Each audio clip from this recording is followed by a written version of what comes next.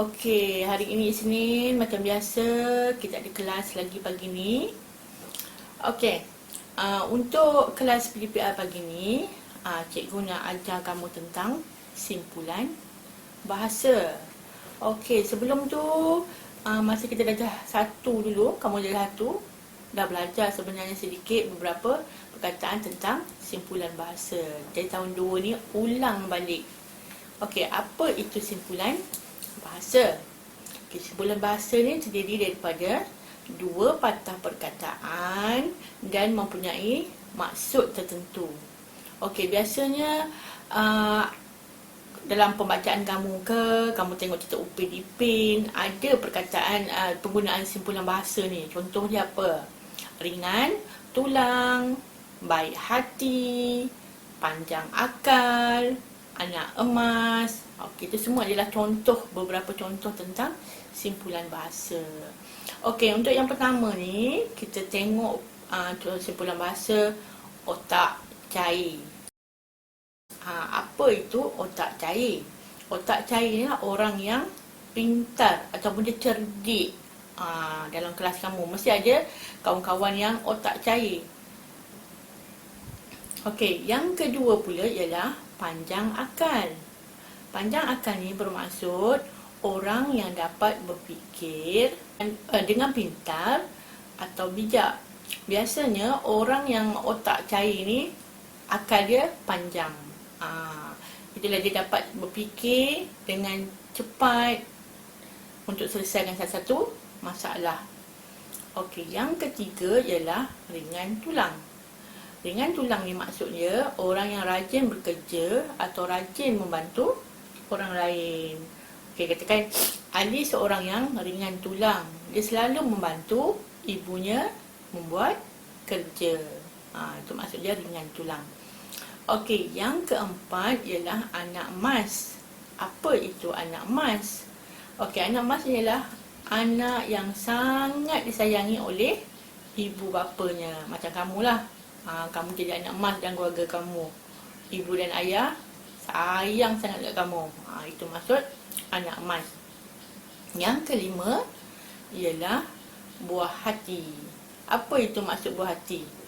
Buah hati ialah orang yang dikasihi ataupun dipuja.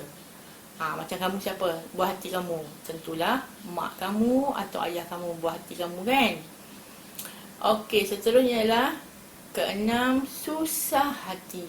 Susah hati ini maksudnya berduka cita ataupun dia berasa bimbang ataupun dia gelisah. Contoh ayat, Siti berasa susah hati kerana belum menyiapkan kerja sekolahnya. Itu susah hati. Okey, yang ketujuh ialah senang hati. Senang hati ni maksud dia perasaan yang gembira atau suka. Saya berasa senang hati kerana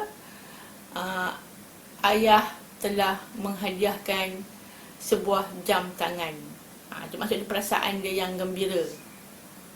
Okey, yang ke-8 ialah mabuk laut. Mabuk laut. Kenapa dia mabuk laut? Okey, mabuk laut ini ialah mabuk semasa berada di atas kapal. Okey, katakan kamu pergi Langkawi, kan, kamu naik kapal atau naik feri. Turun aja pada feri tu, kamu rasa pening. Jadi itu adalah mabuk laut. Okey, yang ke-9 ialah buah tangan. Buah tangan ni biasa kita dengar, kan? Apa itu maksud buah tangan?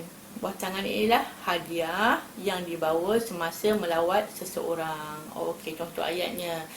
Kami membawa buah tangan semasa menziarah atuk dan nenek di kampung. Okey, itu ialah buah tangan. Seterusnya yang ke-10 ialah alas perut. Alas perut ini ialah makan sedikit sekadar menahan lapar. Okey, contohnya saya bersarapan hanya sekeping roti dan secawan susu sekadar alas perut sebelum ke sekolah. Maksudnya dia makan sikit dulu sebelum dia nak pergi ke sekolah. Okey, dan yang terakhir ialah makan angin. Okey, makan angin ni maksud dia pergi bersetia untuk berehat ataupun bercuti. Okey, makan angin macam kami sekeluarga makan angin ke Cameron Highland pada cuti sekolah yang lepas. Itu ialah 11 simpulan bahasa yang kita belajar pada hari ini. Okey, kalau kamu nak lebih faham, kamu boleh buka buku teks muka surat 10. Dalam tu ada dialog. Adikku sayang. Ada yang perkataan berwarna merah tu ialah contoh simpulan bahasa yang menunjukkan ayat dia. Okey. Kemudian seterusnya tugas kamu ialah cuba lihat pula buku aktiviti pada muka surat 13.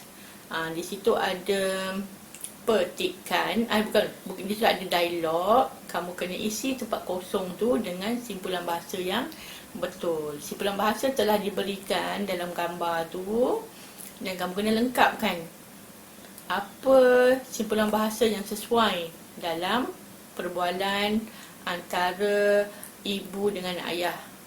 Tadi cikgu dah terangkan maksud 11 simpulan bahasa. Kamu dengarlah tadi. Jadi sekarang tugas kamu lengkapkan dialog tu, isikan tempat kosong dengan simpulan bahasa yang sesuai. Okey. Cikgu nak bagi tip dekat kamu. Macam mana nak pandai tentang simpulan bahasa. Okey, kalau kamu ada buku, memang khas buku rujukan yang tentang simpulan bahasa, ada masa free, kamu boleh tengok, boleh baca, boleh fahamkan ayat dia. Kemudian buku cerita pun banyak tentang simpulan bahasa. Yang lebih senang, kamu ada internet, kamu boleh Google, cari perkataan simpulan bahasa yang mana tak faham. Okey, cik Google tu akan tulis maksud simpulan bahasa tersebut. Okey, itu adalah 11 simpulan bahasa yang kita belajar pada hari ini. Okey, cikgu harap kamu dapat selesaikan latihan yang cikgu berikan. Dan juga cikgu buat satu lagi tambahan untuk kamu sebagai latihan. Cikgu dah photostate kan kertas lembaran simpulan bahasa ni dan tampal pun dalam buku kamu. Lepas tu kamu boleh baca, ada 6 sahaja soalan kat situ. Baca pelan-pelan bagi faham ayat dia dan kamu hanya bulatkan sahaja jawapan dia. Tak perlu tulis pada tempat kosong tu. Bulatkan saja antara A, B ataupun C. Okey anak-anak, cikgu harap apa yang cikgu ajar hari ini kamu faham dan insya-Allah semoga ilmu yang cikgu sampai ni diberkati dan kamu dapat ingat contoh simpulan bahasa pada hari ini. Sekian dulu pengajaran cikgu pada hari ini. Assalamualaikum warahmatullahi wabarakatuh.